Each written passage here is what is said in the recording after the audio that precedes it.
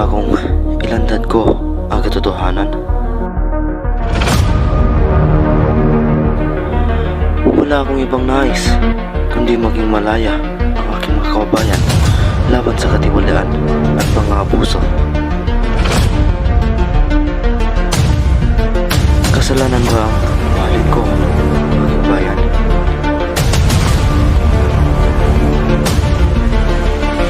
Mahalin ang bayan ay hindi kasalanan, kundi sa atin ay isang karangalan.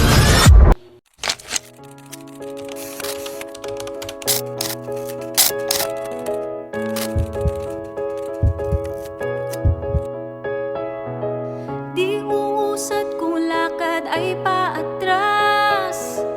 Nakakandado ang dapat na bukas. Bumangon at nang maunawaan mo kung ano ang siyang pinaglaan ko. Habang panahon na lang ba tayong magtuturoan? At sa malambot na higaan ay mag-uunahan. Sigawan at sumbatan ng anong makakulangan. Bago pa mapunta sa iba, teka ako naman. Sino bang may kasalanan at madumi ang mukha? Kahit busog na sa palay Ilalanta natin ang kahayupan, katiwalian, pangalipin at pangalipusta ng mga Espanyol sa ating mga kababayan. Hiwang ka na ba? Ay katulad din ang mga kinakaharap ngayon. Huwag magtaka kung ba't lumalabo ang tubig sa balon. Hanggang ngayon ay di pa tapos ang revolusyon. Di uusad kung lakad ay Basilio! Anak ko!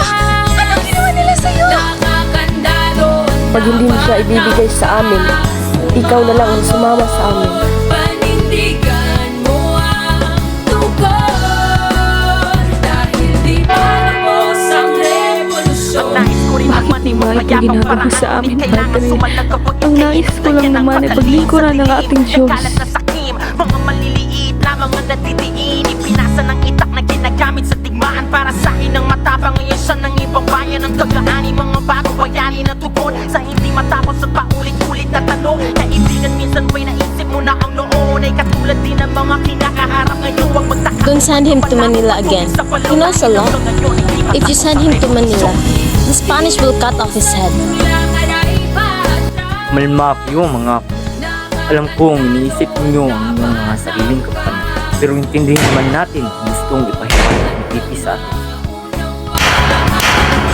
Patawad aking mahal, ngunit kailangan kong manahimik. Di ako nagkaroon ng pagkakataon na makapagpakilala. Simula noon ang tawag nila sa akin na yung pasimuno. Habang ang nais ko lamang naman ay mamuno at ituro ang daan. Katulad nyo rin naman ako'y tinulak sa burak pagkatapos pagbintangan ng mga taong aking itinuring na kapatid. Gamit ang kutsilyo lupit na hawak ay pinati. Lahat ay kailangan lumaban kapag inaapi na kahit tumanak ang dugo at ang puti maging pula. Matapos sa lahat ang sinulat na sabi nila. Kung sino ako talaga, kilala mo ba?